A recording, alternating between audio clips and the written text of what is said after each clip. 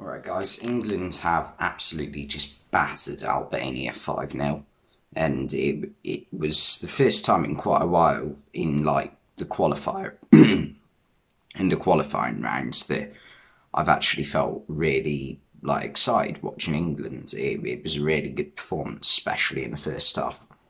Harry Kane's got to be the man of the match though. Brilliant finishing.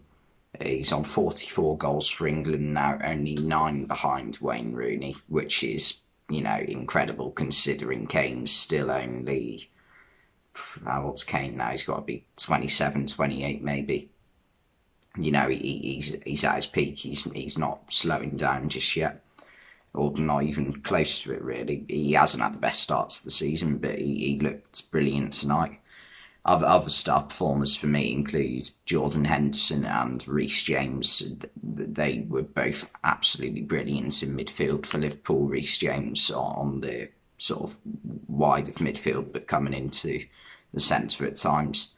In first half, Henderson, I couldn't tell if I was watching Jordan Henderson or watching Andres Iniesta. It was incredible. Some of the little flicks he was doing, the 1-2 with Reece James on the right, I think it was Reece James, or it might have been Phil Foden, and then chip the ball into the perfect area for Harry Kane to get his first was brilliant. And also Henderson's goal was brilliantly taken as well. Reece James also produced a perfect cross for Harry Maguire. To see him peeling off at the back post was, brilliant vision from Reece James. But I think also you've got to question the Albania defending, because to leave Harry Maguire free at the back post wasn't a good move. And there was a bit of talk just before the second half started about between Roy Keane and Ian Wright about Harry Maguire's celebration. Now, Harry Maguire didn't really put a foot wrong today. He had a 7 out of 10 performance for me.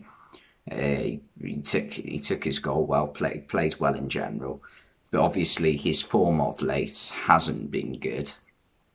And he did a celebration after he scored, sticking his fingers in his ears, basically trying to say, like, I ignore my doubters, or that was the impression it was giving off anyway. Which, I mean, it's not a great look when recently, after pretty much every game he's played for Man United, on his Instagram account he's put like an apology out. So it's not a great look, but it's not really the end of the world, is it?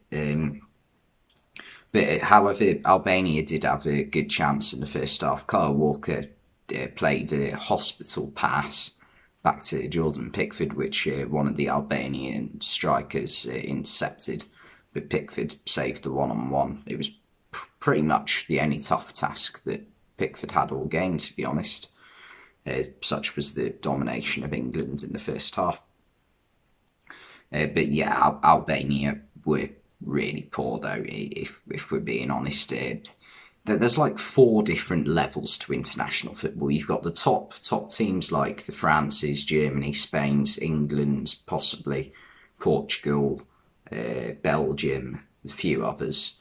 And then you've got the second tier, which is like Denmark, Sweden.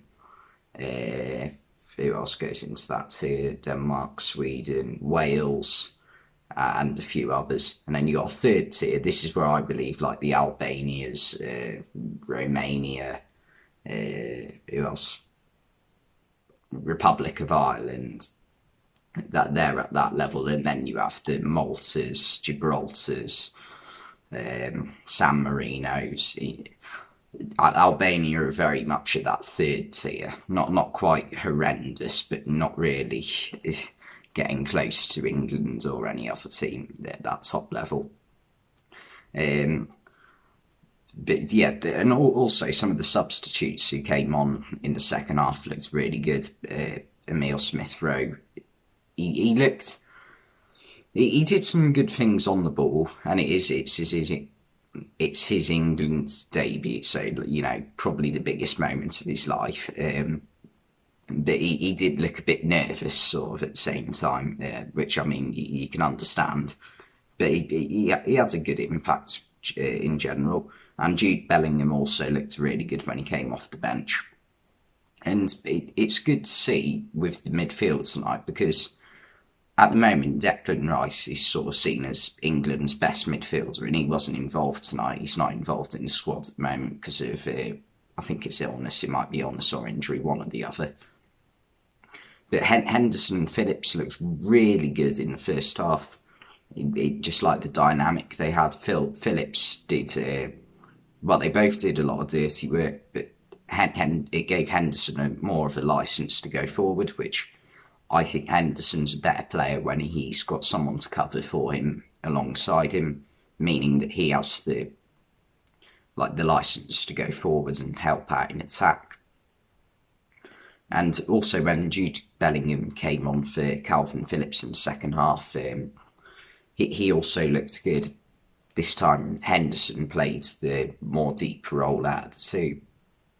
And Bellingham set up a couple of chances, one for Reece James, but Reece James didn't get a clean connection. But to be fair, Reece James had almost just been knocked out by John Stones and the foot of one of the Albania players. So you can't really blame him for that. And also Bellingham, Bellingham on the second one he created, he probably should have taken the shot himself, as he played it to Trent Alexander-Arnold, who also came off the bench. But by that point, Alexander-Arnold had his shot blocked. But yeah, this was the first time in quite a while that I felt excited watching England in a qualifying match. Obviously, they were. It was great to watch the Euros, England get to the final, but they were really good to watch tonight in the first half, especially. Although there was one thing that was sort of annoying me throughout the game. I know this is literally nothing, doesn't matter whatsoever, but wear your home kit at the home ground. Come on, it's basics, isn't it? It's called home kit, and you're at your home stadium. Yeah, it doesn't matter at all, but it annoys me.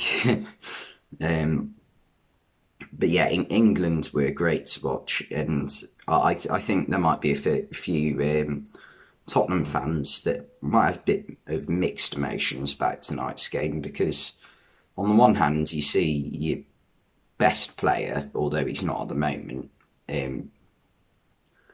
performing for England. So you're sort of like, okay, well, hopefully he can, bring this back with club form for Tottenham. But on the other hand, you're a bit like, why hasn't he been doing this for the past 3 months of the season? Which, I mean, isn't... you're not wrong to ask that. But yeah, anyway, England were great, and that's pretty much all I've got to say. So thanks for watching, and I'll see you next time.